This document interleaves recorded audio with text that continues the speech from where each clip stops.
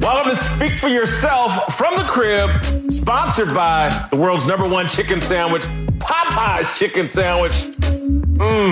Good. That sounds like what's for dinner tonight. All right, Jason Whitlock, Marcellus Wiley.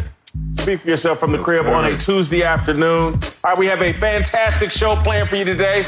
We're going to pull up at Tony Gonzalez's crib. The Hall of Fame tight end's going to have some insight on Rob Gronkowski and Tom Brady down in Tampa Bay.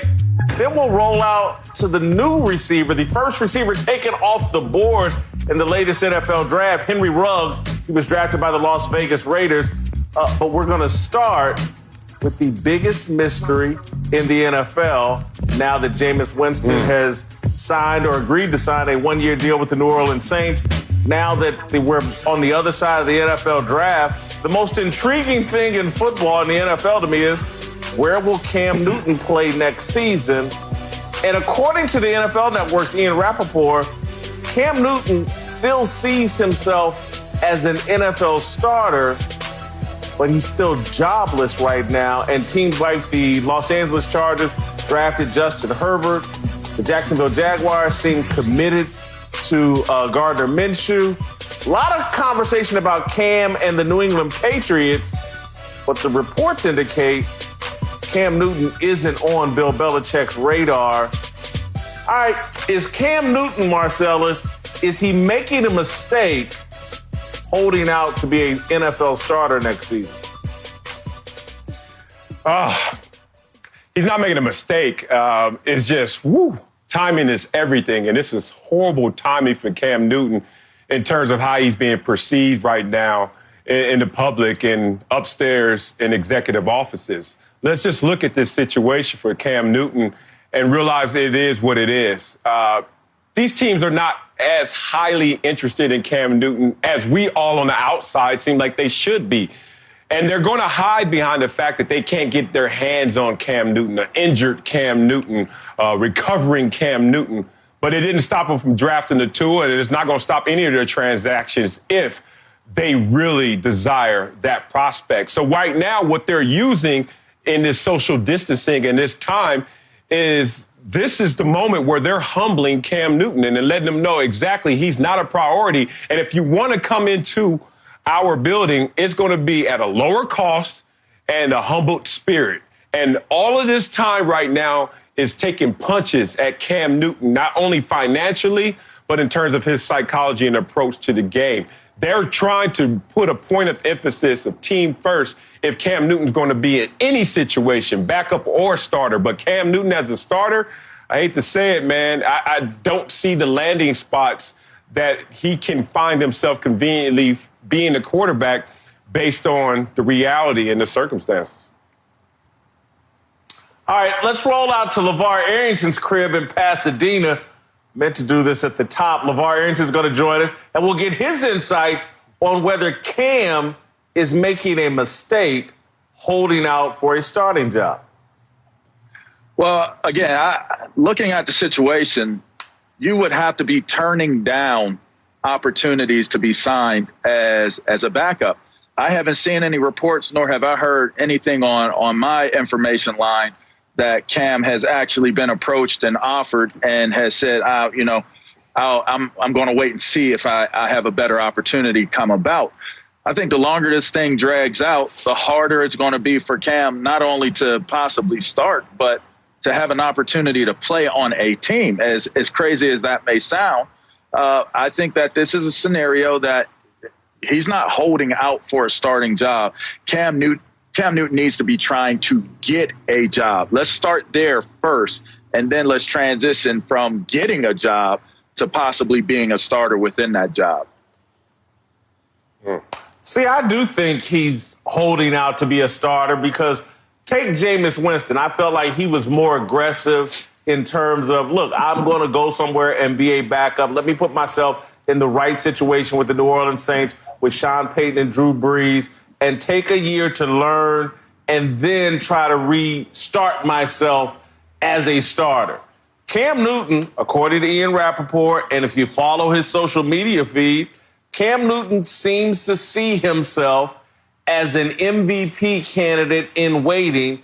out to prove all of his critics wrong and anybody that's given up on him. And so all of his posturing publicly through social media, he's carrying himself like he's still a starter. He's still a guy that just needs the right job and he'll be MVP again.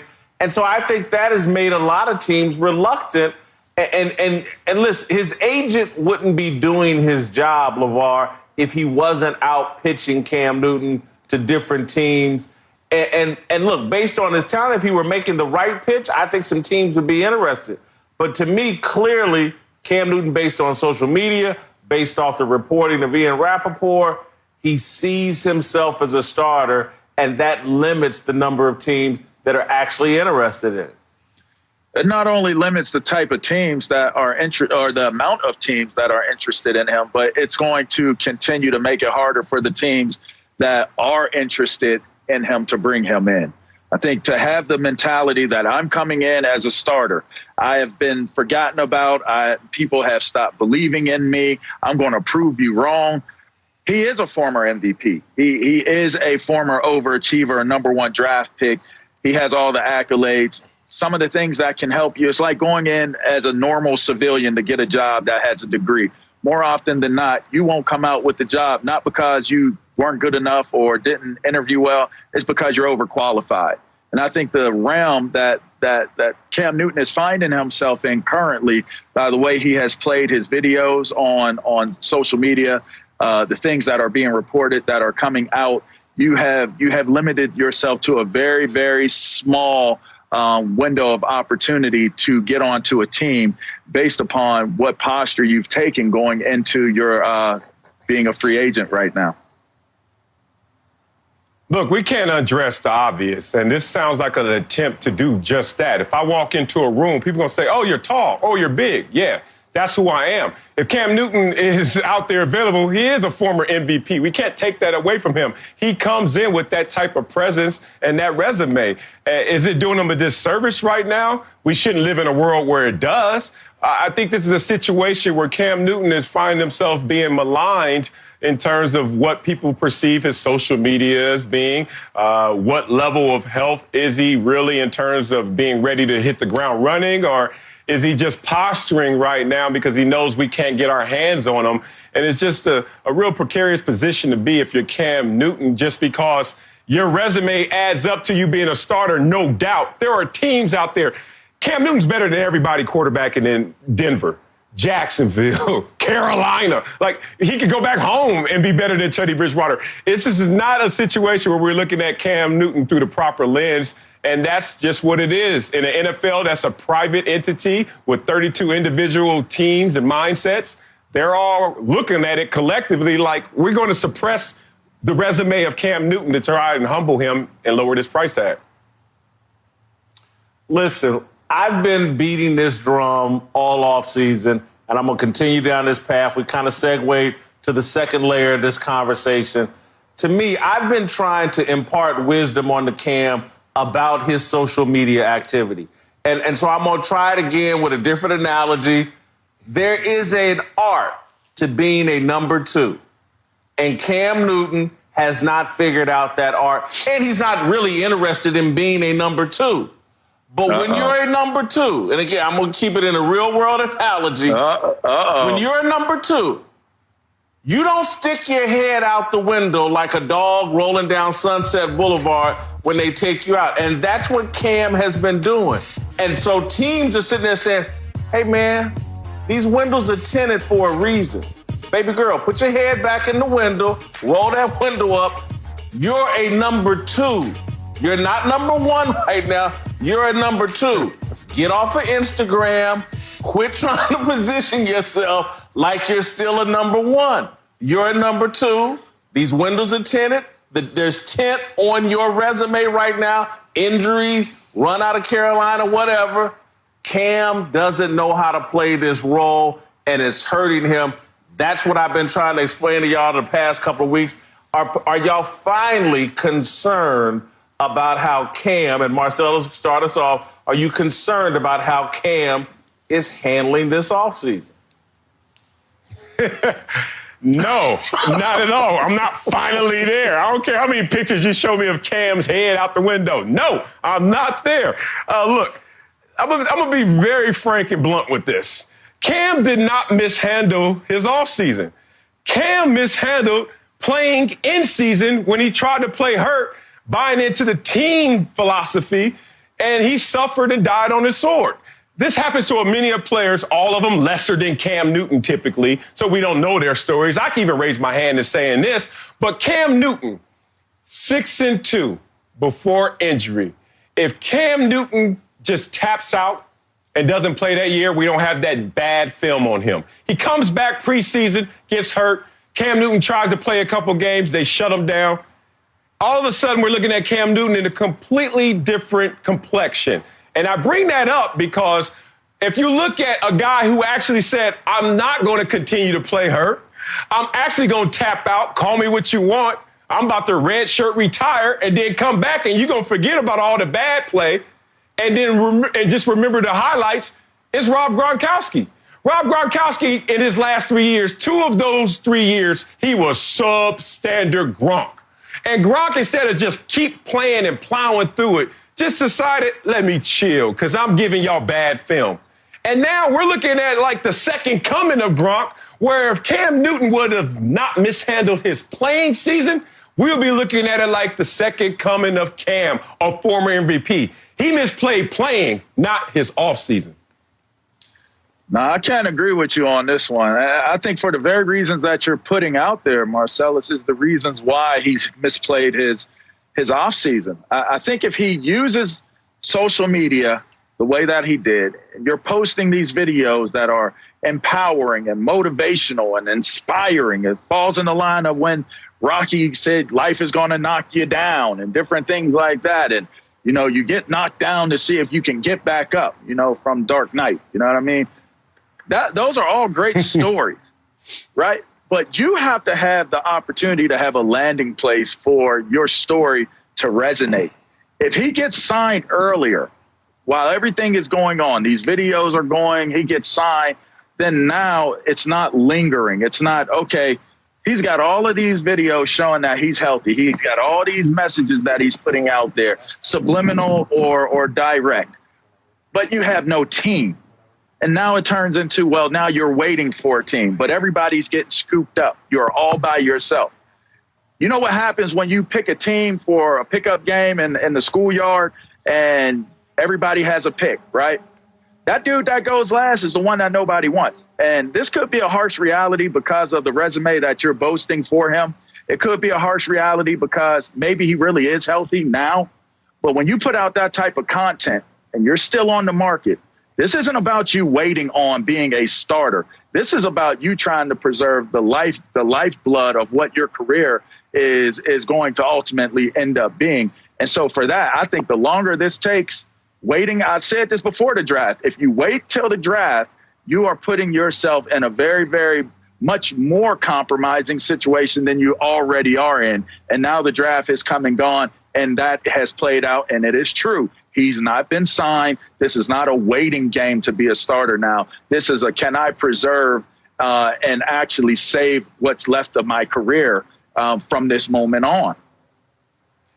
LeVar, stop. Yes. And I love you, and you're making my point for me, and thank you. You just basically said what I've been saying, which is pro sports is no longer a meritocracy. You just gave me a soliloquy on content versus completion percentage. We're talking about where sports was supposed to have this narrow focus in our world, that all we give a damn about is how you're getting it. And Cam Newton on the football field gets it. And he's not given that proper reception because of content on social media, where Gronkowski was allowed to party while injured, redshirt, retire, and come back, and everyone's excited. Where Cam is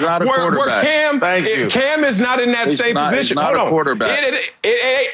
Look, it's happened to quarterbacks as well. If we want to go content, you could go into the college. Johnny Manziel? College. Where he at? Hold on. Colin Kaepernick? Where you at? Here, you ready? Colin Kaepernick. Where you at? That's my point. If they shorten your career based on other factors, then they're not doing what sports was intended to do, which is just say, blind out everything else. Don't give them all the power. Let's focus on the reality. Marcellus, you're giving them way too much power. You can shorten your career based on your attitude. Your mind controls your level of success, your behavior, the whole 9 yards. My point to Cam. Really? Let's quit pointing fingers and blaming everybody else. Short geniuses make the pros? Cam Newton, again, Cam Newton's got all the physical gifts. It's what's between his ears that's keeping him out of the NFL. If he handles this situation properly, he will be an NFL quarterback again. His first step is acknowledging I'm a number 2, not a number 1 right now. There maybe he'll hit a lottery ticket and maybe Bill Belichick will change his mind. Who knows? Maybe Jacksonville will change their mind. But right now he has to be a number 2 and the best number 2 possible. His social media screams out, no, when I show up in that locker room, whoever your starter is, if it's Ben Roethlisberger, it doesn't matter. I'm here to be the MVP of the league. And teams don't want to deal with that right now. They're committed to these other quarterbacks. Go in and play the role of number 2 and work it back into being a number 1. Cam's attitude is wrong. He adjusts his attitude. People will see the talent, and they will sign him. We got to keep it moving. We got to roll out to a Hall of Famers crib. Tony Gonzalez, Chiefs and Atlanta Falcons great. Oh, he's got his son with him. Tony Gonzalez from the crib. Speak for yourself. More after this. That's my dog. Welcome back to Speak for Yourself from the crib. Jason Whitlock, Marcellus Wiley. Happy Tuesday, everyone. All right, let's roll out to Tony Gonzalez's crib. Somewhere out here in the Los Angeles area. I think Beverly Hills, perhaps. All right, Tony Gonzalez, the former Chiefs and Atlanta Falcon great. All right, let's move to some big tight end news in the National Football League. Rob Gronkowski has come out of retirement to rejoin his quarterback, Tom Brady, in Tampa Bay. Questions now revolve around just how effective will Rob Gronkowski be? All right, Tony, you're the expert here. How effective will Rob Gronkowski be coming out of retirement down in Tampa? Well, if you look back at, the numbers he was putting up the last couple of years, I mean, they weren't Gronkowski legendary type numbers. They were good average type, starting type numbers for him. But what really has shown when I looked up the numbers on this is when he got to the playoffs, he came alive. And so I think with the players that they have out there in Tampa, they got 2 studs out there at the wide receiver position. They got good tight ends, Cameron Bay. I don't know what they're going to do with O.J. Howard. He's not going to have to be the guy. He can be somebody that comes in there, catches 45 to 50 balls. I think that'd be a great season for him. And then when the playoffs come, that's, he's going to get leaned on. But I like him that he's lost a lot of weight. I read somewhere, and I'm going to shoot him a text, that towards the end of my career, you need to lose a little bit of weight. And what is expected of him, I don't think he needs to go out there and be that dominant blocker like he was. He's towards the end of his career. I think it's a great move for him to come back, obviously playing with Tom Brady. They know each other. And with those other guys, it's going to take a lot of pressure off of Rob. He's going to have a good time. And I like that he came back, and obviously going with Tom is the best thing you can, you want to play with one of the best of all time, and he's not going with any other quarterback besides Tom. It's a good choice. I think he's going to have a decent year, but not big. I don't think 1,000 yards, 10 touchdowns. I don't see that coming, but I do see him having an impactful presence when he's on that football field. I agree with you, Tony. The numbers don't suggest that you're going to get an all-time Gronk back on your roster if you're the Tampa Bay Bucs. But because of circumstances, because of the fact he did retire redshirt and he's going to come back fresher from those injuries, because he's going to be the security blanket and comfort for Tom Brady in the offseason that everyone's compromised, that familiarity is going to lend itself well to Rob Gronkowski. The numbers probably will be bordering around a Pro Bowl level. The short intermediate throws will still be there, but Gronkowski of tremendous heights, I think, is behind him, but certainly somebody who's going to be a tremendous asset. Yeah, I expect Gronk to have a great year. I'm going to put him around 60 catches because I think he's extremely motivated. I think he and Tom Brady are going to be out to prove that they can do more even without Bill Belichick. So I think Gronk's going to be really effective in the regular season, and I think he'll be a beast in the postseason if they make it that far. Tony, I did want to ask you a follow-up because you got to work with him on television all this past year. Did you sense that he would come out of retirement? Did you have a feeling that he was retired forever? No. I mean, you could tell. I asked him, I said, how do you feel? And, he's on the CBD. He said his body feels good. He said he was working out 5 days a week. And I thought he was going to come back last year. Honestly, I thought he was going to come back towards the middle of the season, come back to New England, make another run because his body was healed up. But just getting that sense, you can tell he still missed it. He's young. I mean, he's not even 31 yet. He's going to turn 31 here pretty soon or whatever it is.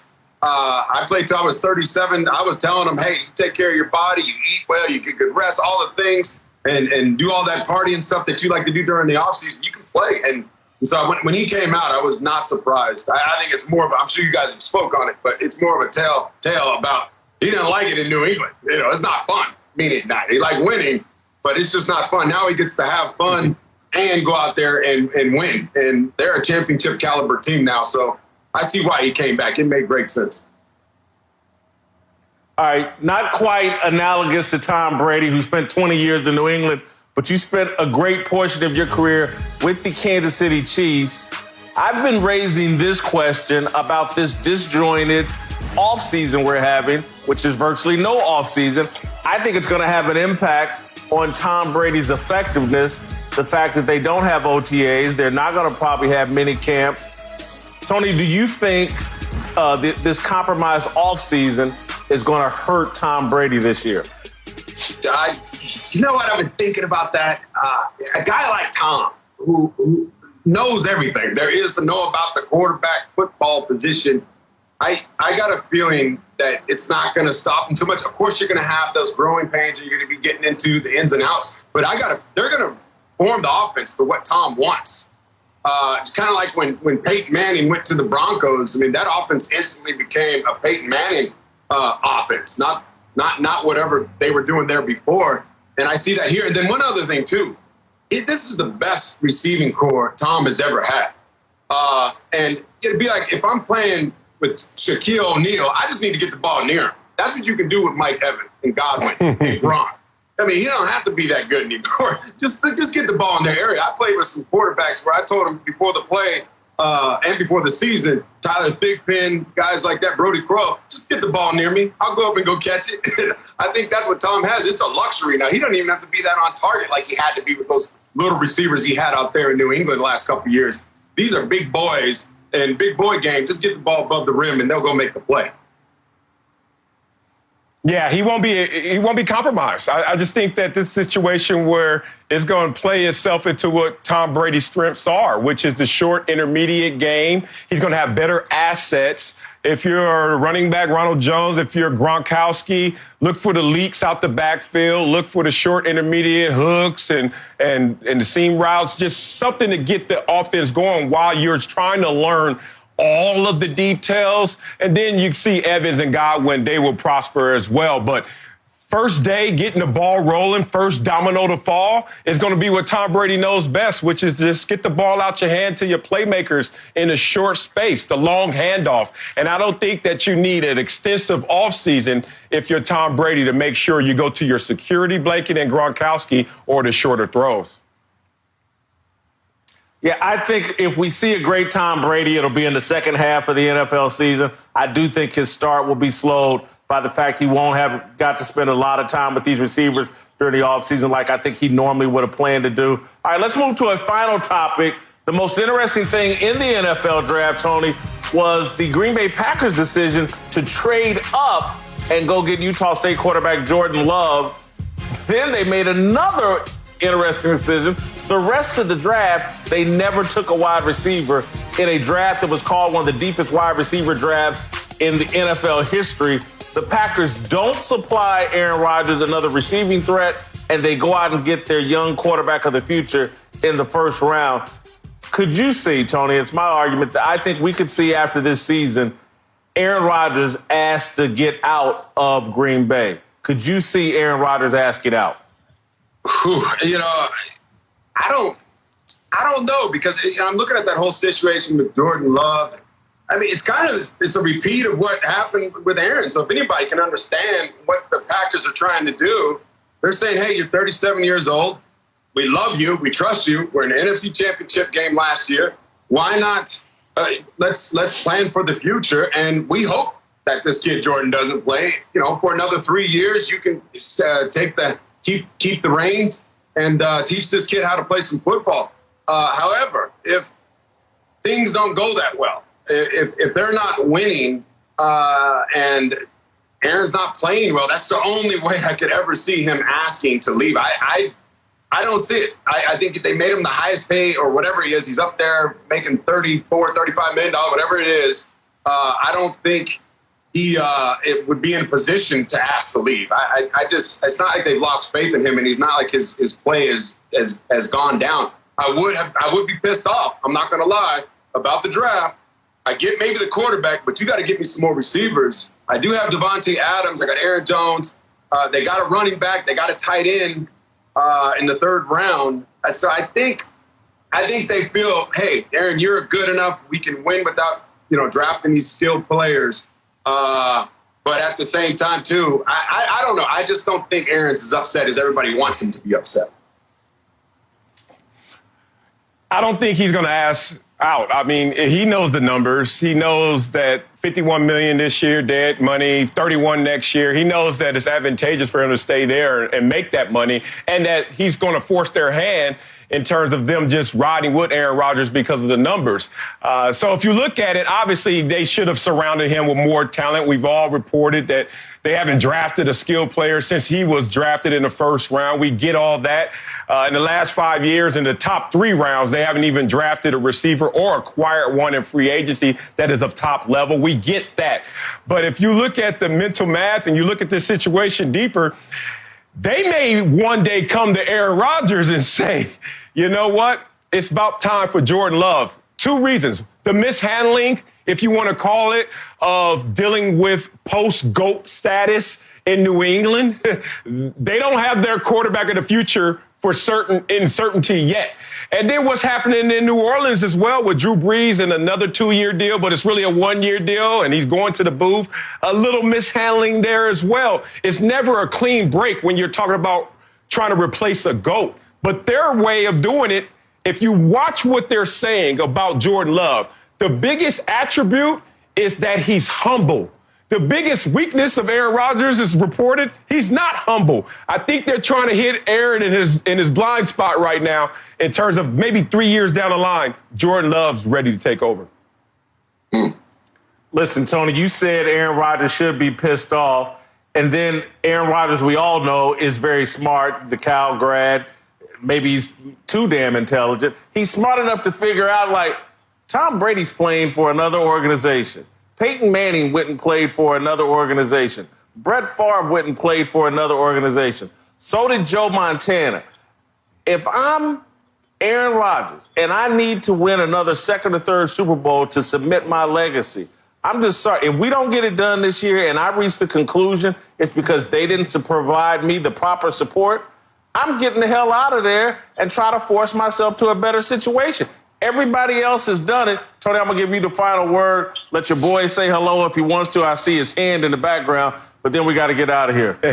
Yeah, well, they got Devin Funchess. Not that he's a Pro Bowl type receiver, but I think Aaron Rodgers, if I'm the franchise of the Green Bay Packers, I'm looking at him saying, hey, you're one of the best of all time, if not the best ever. You can win without us getting you skilled players. I wouldn't like that if I was him. But I have no problem, too, thinking that Aaron Rodgers, if he wants to play till he's 41, 42 years old, like it seems that's the going thing now for all these quarterbacks, I doubt that he'll be a Green Bay Packer for life. He'll definitely be in another uniform, and that's no problem for him. Thank you, Tony. Appreciate it. We got to keep it moving. We're going to move out to the Bay Area and talk to Rick Bucher.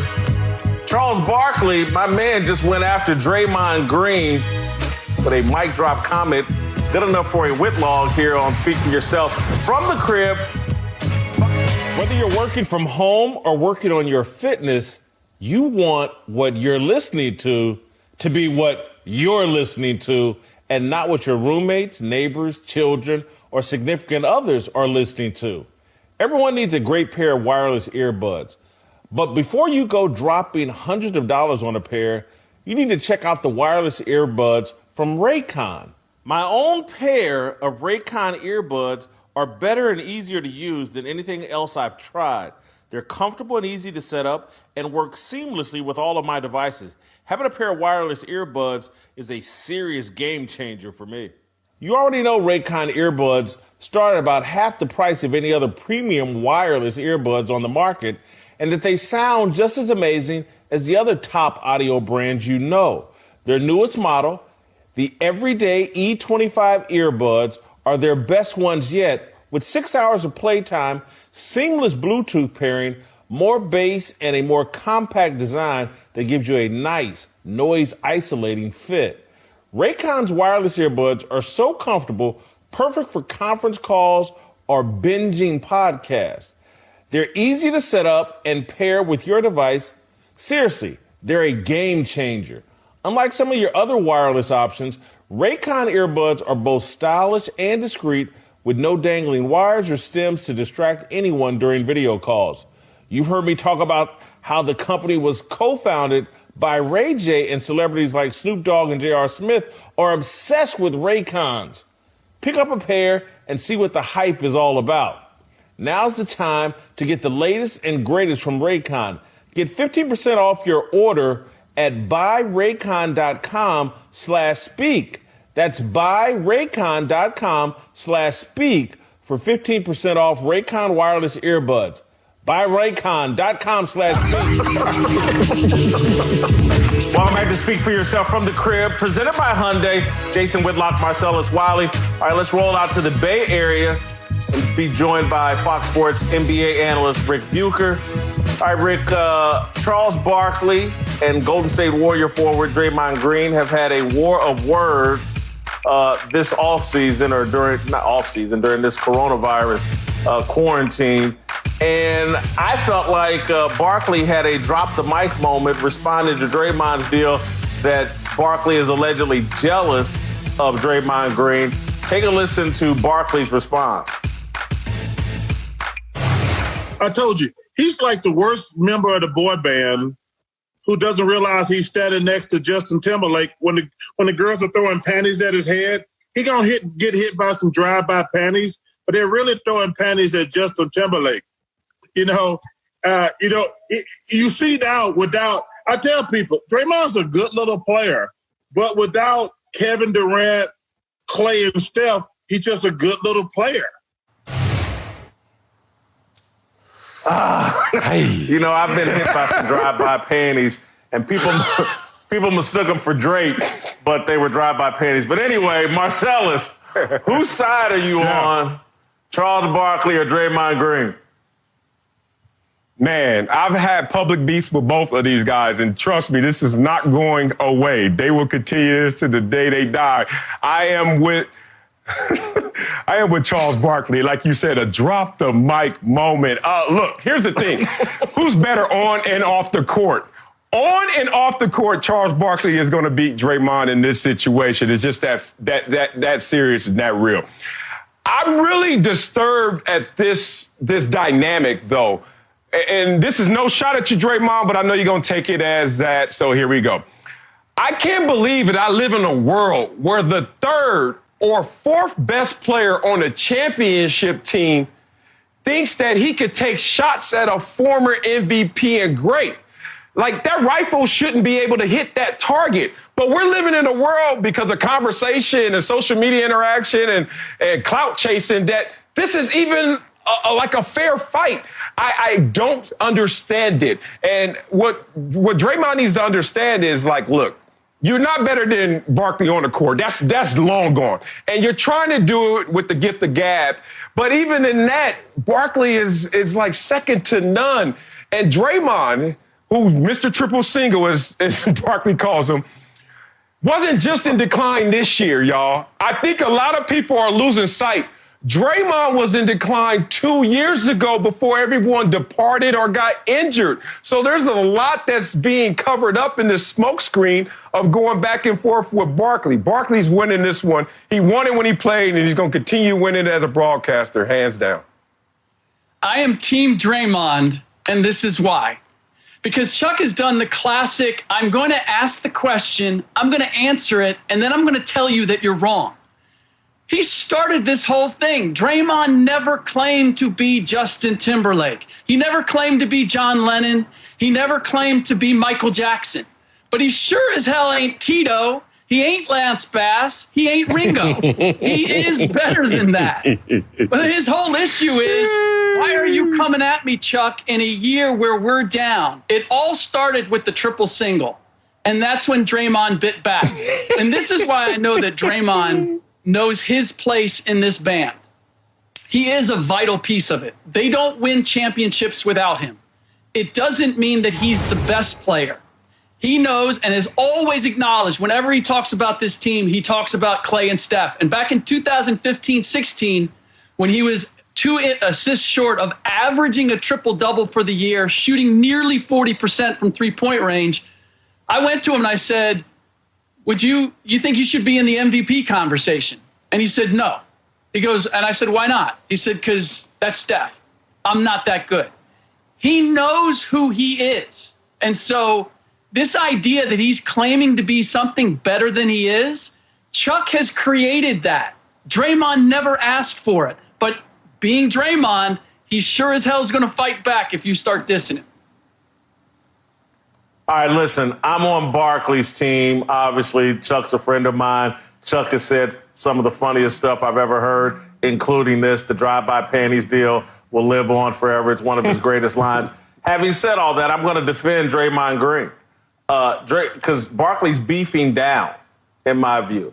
And Barkley's got that big, amazing platform on TNT. He's the voice of the NBA. He's the most powerful voice in the NBA.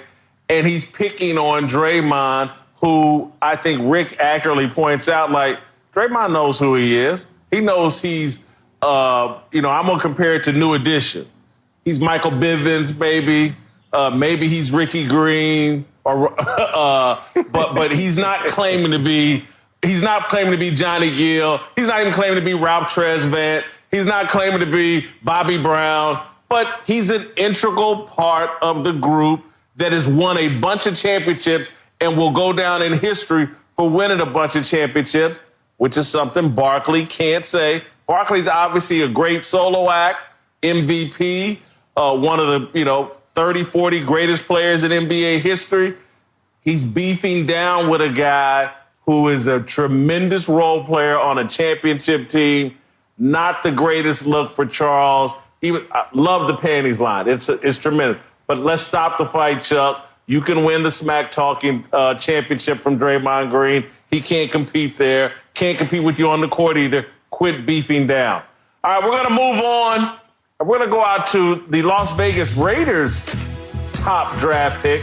The first receiver taken in the draft, Henry Ruggs from Alabama, is going to join us from his crib. Speak for yourself from the crib, presented by Hyundai. More after this. Oh, no, baby. That's my dog. Welcome back to Speak for Yourself from the crib, presented by Hyundai. Jason Whitlock, Marcellus Wiley. All right, time to pull up in Montgomery, Alabama, and talk to the number 12 draft pick in the draft, the number 1 wide receiver taken in the draft, Alabama's national champion wide receiver, Henry Ruggs, now a member of the Las Vegas Raiders. If you've somehow forgotten Henry Ruggs on draft night, he was wearing an Old Spice robe. Henry, what were you saying with your draft night attire? What was that? What was the messaging behind that robe? It was a couple different things. The biggest thing was I was just trying to get the image. I was at home with family. I was comfortable. But also I was partnering with Old Spice and just trying to get that message out that they were donating $320,000 to United Way for underprivileged families. on behalf of rookies. So, what other way to get the word out than, to do something different. All right, the draft has been getting a lot of attention because of the new experience, the virtual draft. A lot of players shown at their home rather than being at the draft site. Did you enjoy the home experience, or would you have preferred to be on site, walking on stage, hugging Roger Goodell? It definitely has its pros and cons. My biggest thing was I was at home. I got to celebrate with my family, and of course, I got to see, more of them. But, of course, I wanted to be there and just have that experience around the fans and even bust out a suit. It was a deep receiver draft, and you weren't projected by most to go first as receiver in this draft, but you did. Why do you think you went first amongst receivers? I feel like I'm a great football player, and, I'm a great receiver. I can do, just as good as all the other guys. And, of course, my numbers didn't say the same thing as the others, but I feel like, I did what I could do with the minimum numbers that I did have.